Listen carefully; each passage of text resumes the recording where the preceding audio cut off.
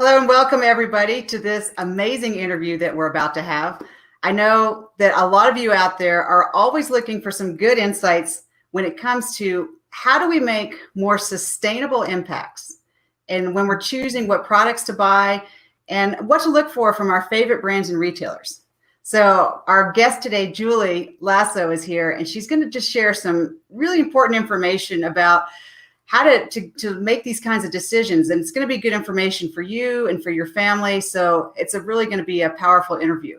And for those folks who are new tuning in, if you're wondering why is a financial advisor having this kind of interview about sustainability, it's because I believe in bringing value to people's lives. And this is super important in my system, my beliefs. You know, my husband and I, we have solar panels on our roof and we conserve water. So this is definitely part of our core values. So we're very interested to share this conversation with everybody today.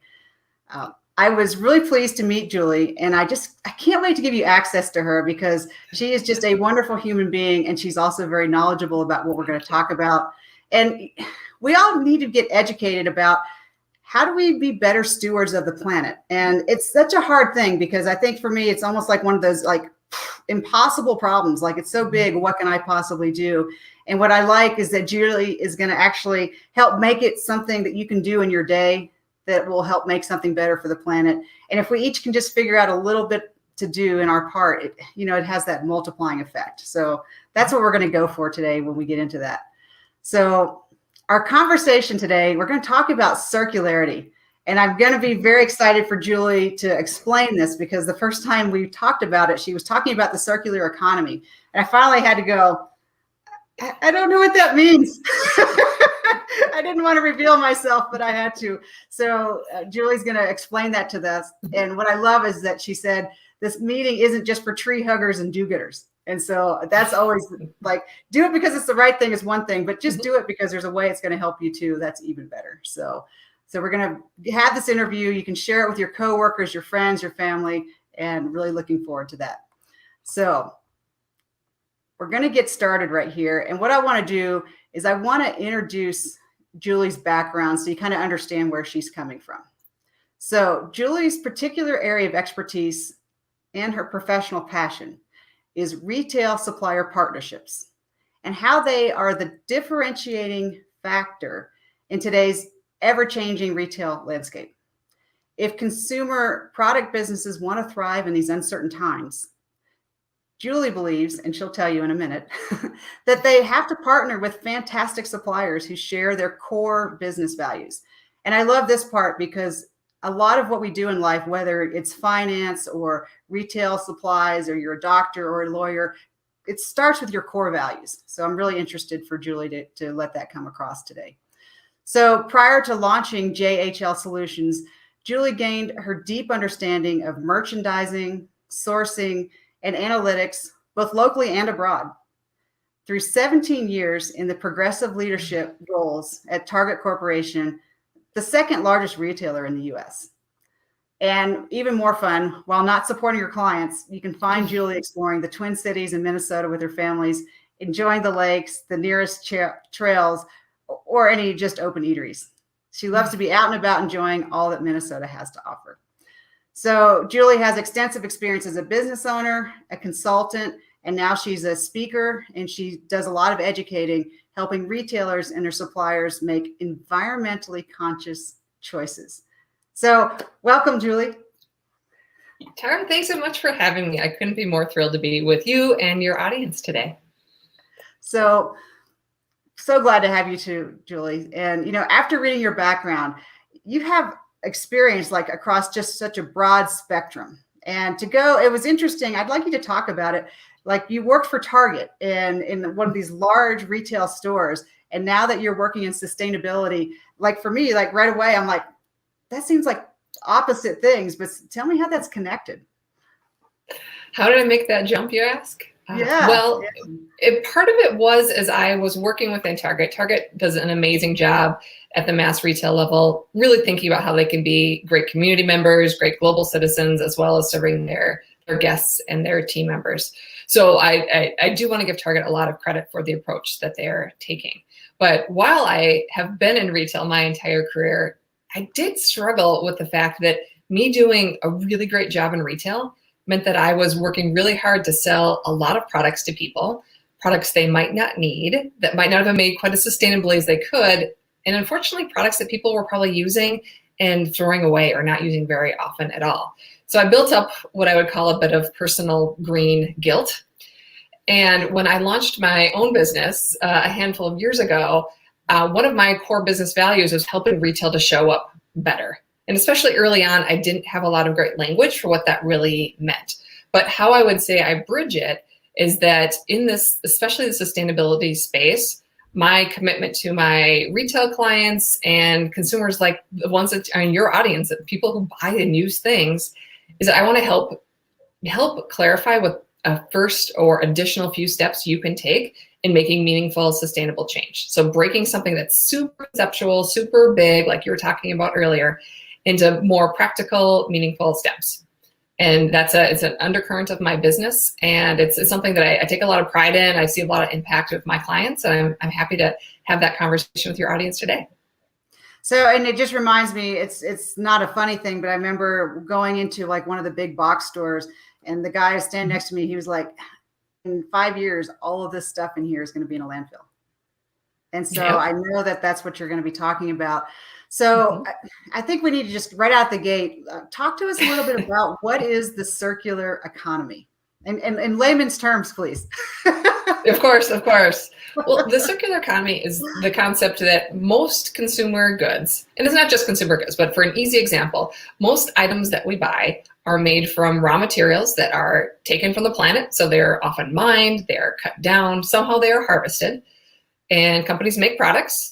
And then companies sell you products, and then you use them. And oftentimes, the person you ran into at the mass retailer is right.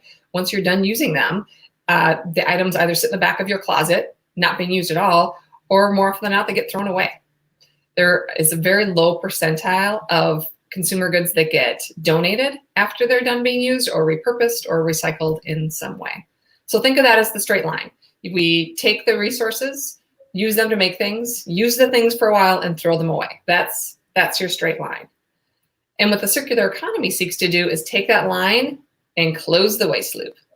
So make sure that we're really being thoughtful about the materials that are used to make our products, make those products as safely and efficiently and cleanly as possible, so we're not producing pollution or waste, getting those products to consumers that use them, and then really helping consumers understand that there's a home for their products that isn't a landfill.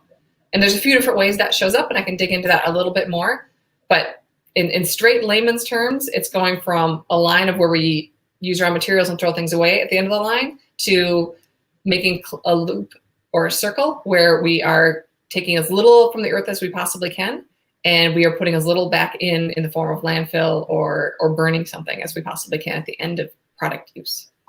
So that concept is totally making sense. Do you have like one simple example that you could walk us through just so we can anchor that idea?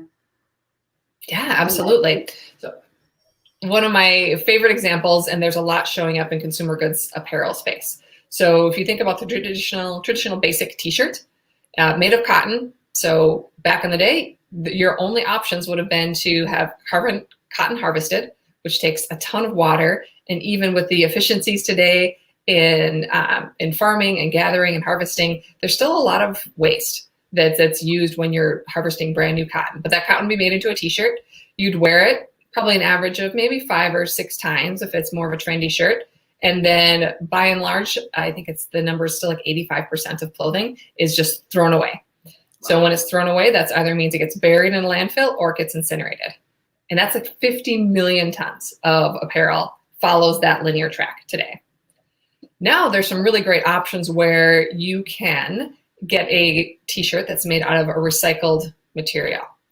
So you get a recycled material shirt, you wear it, and now there's an increased amount of tracking that's going in. So there are little micro barcodes that can be scanned. And then when you are done wearing that shirt, you can either scan a QR code or be able to scan these items and understand, what can I do with this shirt?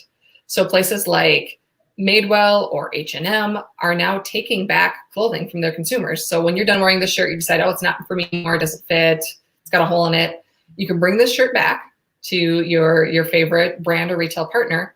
And now they're able to partner with other recyclers that can take this cotton t-shirt, and instead of going and harvesting new cotton to make the second t-shirt, they can use this original t-shirt, take it through a process of recycling, and then that makes the next t-shirt.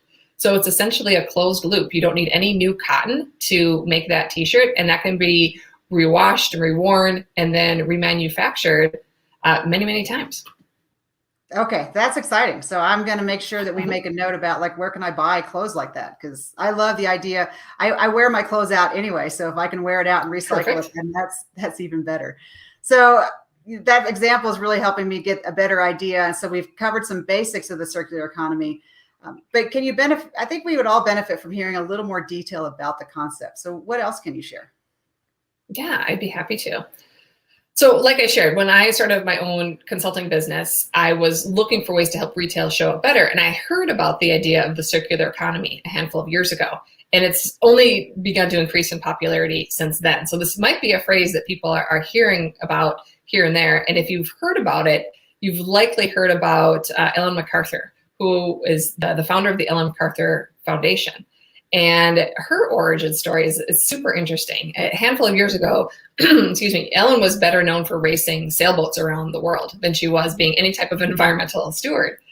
And when she was really struck when she was out on this 3-month-long trek around the globe, that she was living on a closed loop, essentially, on her sailboat. So when you're on a 3-month trek, you hardly see any people. You've got all of the water, the diesel, the food that you need to survive. And you become really laser focused on how do I use these resources more efficiently. And she was just struck by the concept of, I've got this closed loop system on the boat. Isn't that different? And we only have all that we have. And so how do we make it last as long as we possibly can? And when she left that trek, she left with a vision of how do I help create and bring this message to the world?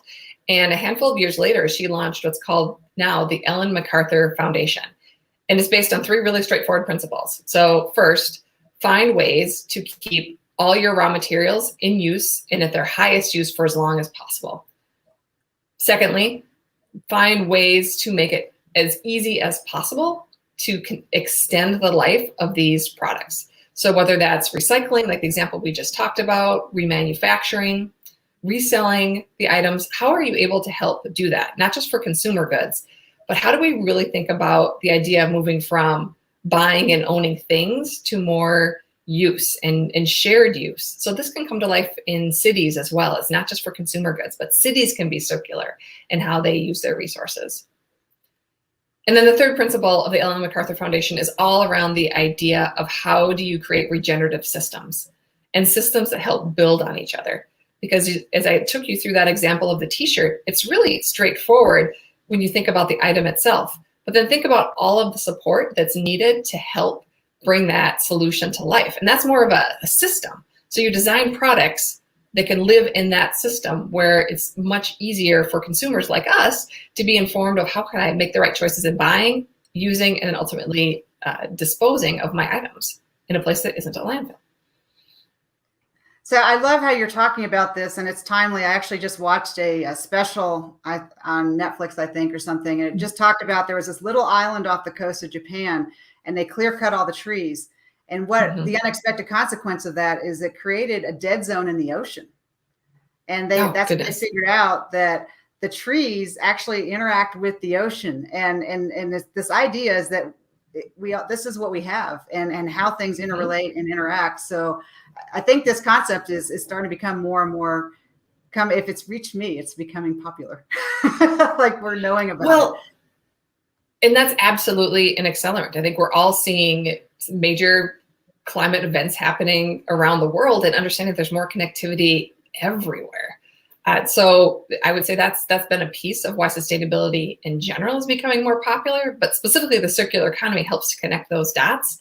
And I think it's something that people can grasp. And it's a little bit more specific than the idea of massive global climate change. It's, okay, there's limited resources. How can I be the best steward of those resources that I possibly can and be the most informed steward of those resources? That's something we all can do when and as we buy and use things. So I'm loving that. And hopefully by the end of this conversation, everyone's going to have it like at least one small change that you can make in your life, in your house, that's going to have a thing. Because it just becomes overwhelming when you hear like, okay, global warming. Okay, I can't fix so it's easy just to go, okay, I'm just going to not engage. So I'm really glad that you're having this conversation with us. So that kind of ties into, why do you really think it's becoming more and more popular? And I don't think like popular and like good or bad, just popular, and that it's an understanding that we're having. Well, I think in addition to the climate events that we're seeing that are impacting us all in different ways, COVID has been a massive accelerator to sustainability awareness in general, but even moving beyond awareness into action. And a really specific way that came to life for me is that, well, I know like most of us, I've spent a lot more time at home in the last year and a half. And people were spending a lot of time cleaning up and cleaning out the spaces that they were in, whether you had to change a spare bedroom into an office, or you just couldn't stand that storage room or the garage anymore that was just filling with stuff. People were cleaning out their spaces, and donations were at an all-time high as people were reorganizing their spaces and investing in those spaces. Like we just took an assessment of all the stuff that we had and started naturally just getting rid of what we didn't want or use anymore. And some of that was donated, and some of that people more and more were looking into resale options. So you've probably heard of companies like The RealReal or ThreadUp. Those businesses were set to double in size heading into the COVID era, as it were.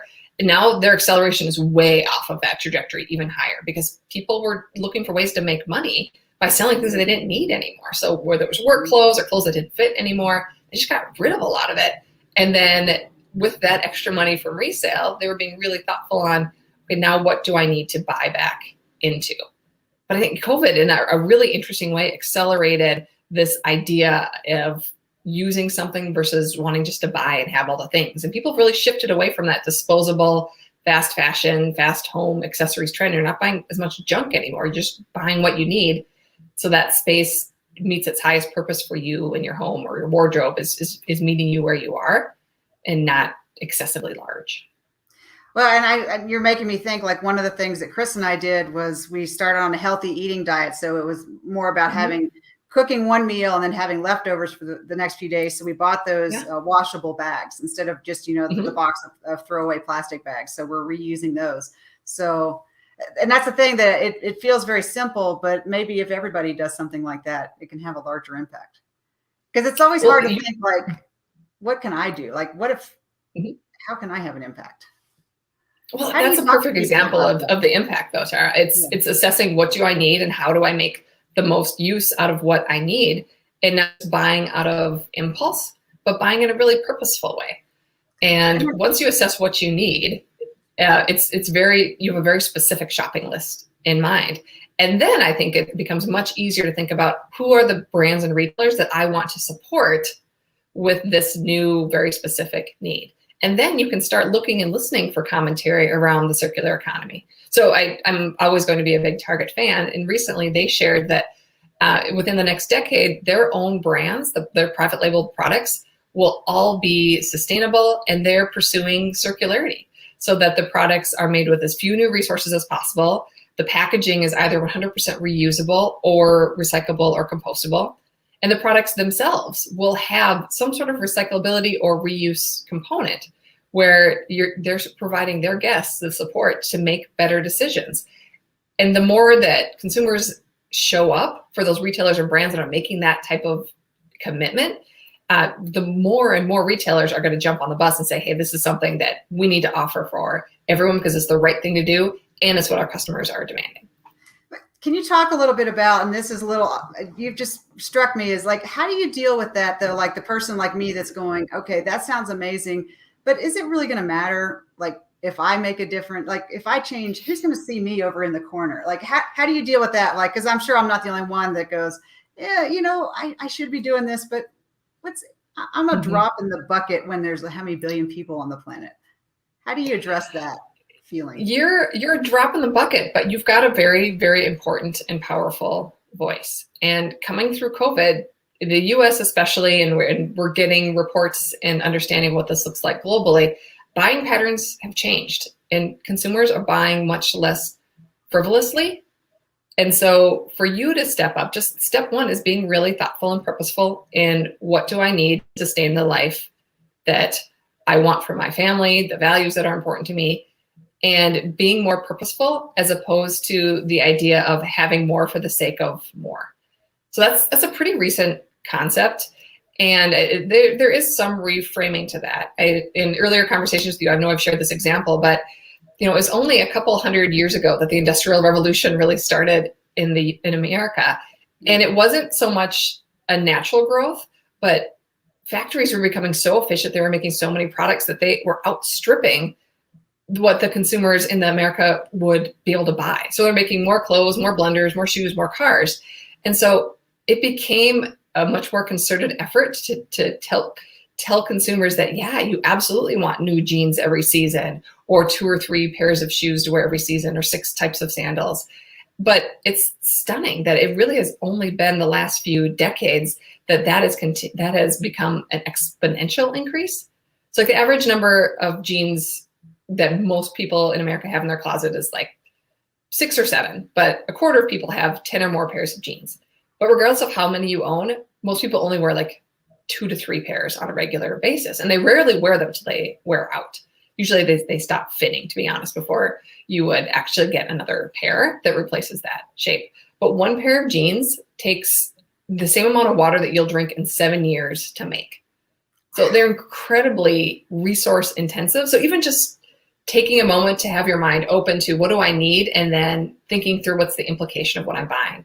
So when you're holding that new pair of jeans, do I want to contribute to the fact that I'm going to need 7 years worth of water just to make this 1 pair of jeans? Am I really going to wear these jeans often enough to get the payback and be in balance? I mean, that's an answer only that you have for your own choice, but it still remains your choice to make.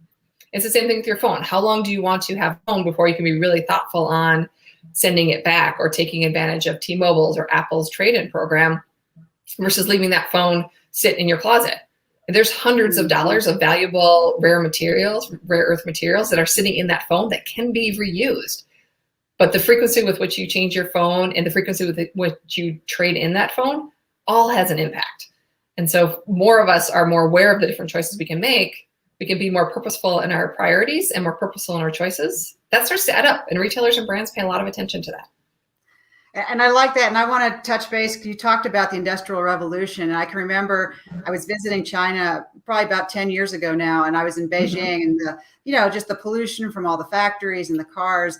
And the conversation, and it was a fair point, was, well, you guys got to have over in the West your Industrial Revolution. And there was a time period when London was like totally smog infested.